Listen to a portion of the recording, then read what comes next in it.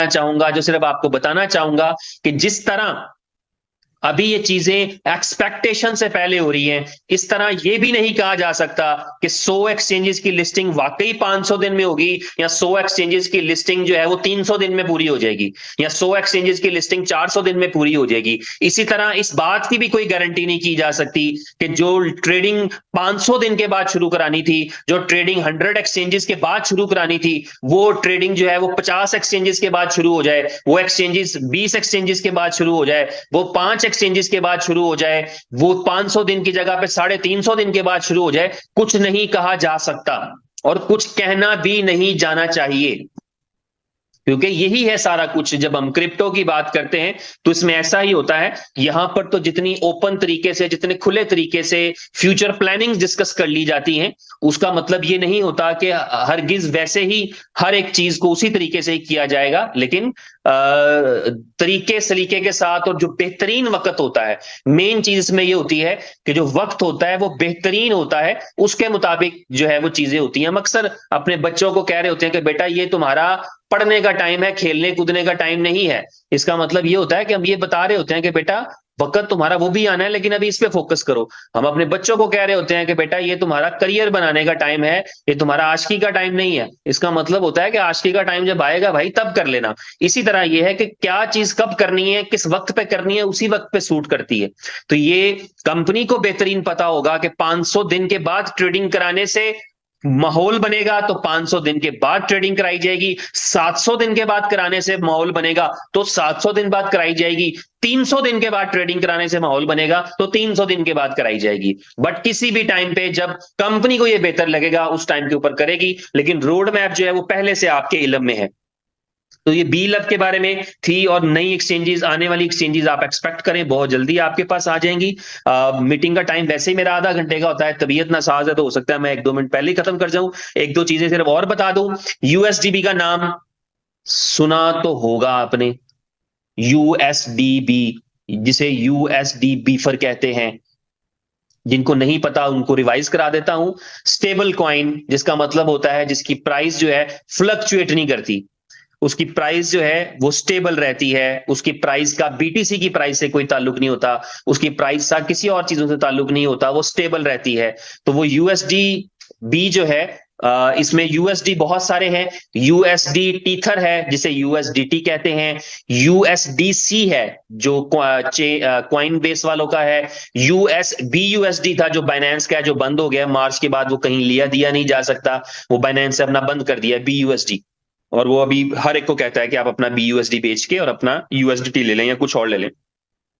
तो जो stable coins हैं उनके अंदर यूएसडी बीफर जो है वो आपका है, बीफर है बीएफआईसी की ब्लॉकचेन के ऊपर। तो यूएसडी बीफर जो है ये भी इन दोनों एक्सचेंजेस के ऊपर लिस्टिंग के लिए जा रहा है। यूएसडी बीफर यानी यूएसडीबी जिसे हम आम लफ्जों में कहते हैं, जो हमें $1 से $1 की कम प्राइस के ऊपर ही ट्रेडिंग करने पे हम जो है वो रेट बना रहे होते हैं कि यार कोई 60 सेंट मांग रहा होता है और हम कहते हैं नहीं हमने 50 सेंट देने हैं, इस तरह करके। तो वो दो एक्सचेंजेस के ऊपर जो है वो भी लिस्ट हो चुका है, न्यूज आपको मिल चुकी है, और ये उन एक्सचेंजेस की तरफ से मिली है। हमारे सोशल मीडिया ने सिर्फ उसको रिपीट किया है। P2P B2P ने भी बीफर की यूएसडीबी की लिस्टिंग की न्यूज लगा दी है, और जो आपकी एक्सचेंज है डिजीफिनिक्स, वहां पर भी यूएसडीबी लिस्ट होने के लिए जा रहा है। आपकी अपनी एक्सचेंजेस का तो काम ही बाद में है ना, वो तो फिर बाद में देखेंगे, लेकिन अभी एक्सटर्नल एक्सचेंजेस जो है उसके ऊपर ये दोनों एसेट्स आपके लिस्ट होने के लिए जा रहे हैं। तो ये वो चीजें थी, ये वो आपका इकोसिस्टम है, जिस इकोसिस्टम के अंदर जब कहा जाता है कि थोड़ा सा इंतजार किया जाए, थोड़ा सा सब्र किया जाए, थोड़ा सा वेट किया जाए, और ये सिर्फ बीएफआईसी नहीं कहती बल्कि दुनिया का हर क्रिप्टो एसेट यही बात कहता है, चाहे वो सच कह रहा हो चाहे झूठ कह रहा हो, बात उसे यही कहना पड़ती है कि हैव टू बी पेशेंट। आपको थोड़ा इंतजार करना पड़ेगा, थोड़ा सब्र करना पड़ेगा, लेकिन जहां नीयतें सच्ची हों, जहां इरादे साफ हों, जहां जज्बे जवान हो, जहां इखलास मौजूद हो, जहां मोहब्बतें मौजूद हो, जहां चाहते मौजूद हो, जहां लोगों का कॉन्फिडेंस मौजूद हो, जहां लोगों का यकीन आपके ऊपर मौजूद हो, जहां आपके लिए अपने अपने जमीर की अदालत में खड़े होने के लिए कोई जगह, कोई जो है वो प्लेटफॉर्म मौजूद हो, तो वहां पर ये चीजें सच भी हो जाया करती हैं। और उसका नतीजा आज हम देख रहे हैं। आज मैं समझता हूं कि मैं जब इधर उधर से सुनता हूं, प्राइजेस सुनता हूं, तो बीफर की प्राइस, यूएसडीबी की प्राइस जब मैं देखता हूं कि उस आज से चंद हफ्ते पहले इसकी निस्बत कितनी ऊपर जा चुकी है। मैं अभी बीएलवी की प्राइस सुन रहा था, पता नहीं काफी इंप्रूव कर गई, पिछले 15-20 दिन के अंदर इंप्रूव कर गई। इसी तरह अभी जो है वो आप बीफर का जब एक्सचेंज की लिस्टिंग के ऊपर जाएंगे, देन यू विल रियलाइज कि जब वहां पर $1 की प्राइस के ऊपर ट्रेड हो रहा होगा, तो आप सोचिए कि कौन आपको 90 सेंट का देगा। Who will give it to you for the 90 cent. अगर आपका यूएसडीबी, किसी का यूएसडी, मेरे पास यूएसडीबी हो, फॉर एग्जांपल मेरे पास 50,000 यूएसडीबी हैं और मैं एक एक्सचेंज के ऊपर उसको $1 का बेच सकता हूं, तो मैं क्यों किसी को कहूंगा कि तुम मेरे से 50 सेंट का ले लो, तुम मेरे से 70 सेंट का ले लो, तुम मेरे से 80 सेंट का ले लो। मैं तो ये कहूंगा कि मैं $1 का बेचता हूं, अगर तुम्हें मुझसे चाहिए तुम 1.1 पे मेरे से बायर बायर ले लो भाई। ठीक है, तो मैं उसको क्यों दूंगा कि अच्छा यार, मैं, क्योंकि उसको वहां पर तो हैसल करके मिलेगा, मैं तो सीधा दे रहा हूं। वहां तो उसको हैसल करना पड़ेगा, उसको वहां पर जाकर के जो है वो एक्सचेंजेस की फीस और ये वो सारा कुछ करना पड़ेगा, अकाउंट्स क्रिएट करना पड़ेंगे। तो आपका जो है, आपका जो सक्सेस है, आपका जो सक्सेस का जर्नी है, कभी कभी खामोशी होती है, खामोशी के पीछे तूफान होता है, कभी कभी शोर होता है, शोर के पीछे कुछ नहीं होता। ये सारी चीजें, ये सारा कुछ इसी इंडस्ट्री, इसी मार्केट का, इसी सबका एक सिनेरियो है। तो आपकी मोहब्बत, चाहत सब रंग लेकर के आई है और हम आज के दिन तक यहां तक पहुंच चुके हैं। अगर ये जर्नी इसी इखलास, इसी मोहब्बत के साथ जारी रहा तो dreams will come true definitely. ख्वाब यकीनन सच साबित होंगे। बस अपने आप को थोड़ा सा अपने अंदर जो है वो जज्बा पैदा कर लीजिए, थोड़ा सा अपने आप को कंट्रोल कर लीजिए, थोड़ा सा अपना बिलीव का लेवल बढ़ा लीजिए।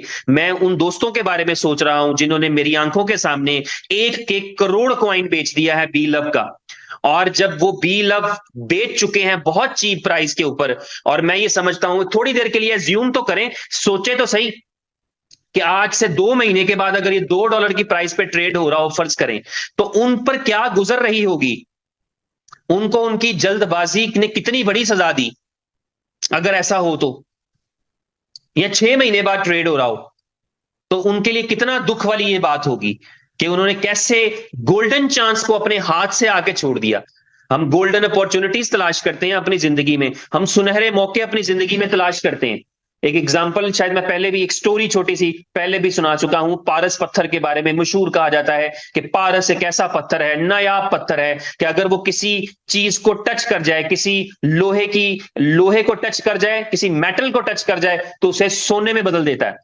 उसमें ऐसी खासियत है, जैसे यूरेनियम की खासियत है कि उसमें से रेडिएशन निकलती रहती है, इसी तरह की कुछ रेडिएशन जो है वो उससे भी निकलती है, पारस के पत्थर से भी। और वो जिस चीज को टच कर जाए, जिस मेटल को टच कर जाए, उसमें सोने की खूबियां पैदा कर देता है। और एक आदमी ये सोच लेकर के, उसी तरह जिस तरह एक बंदा ये सोच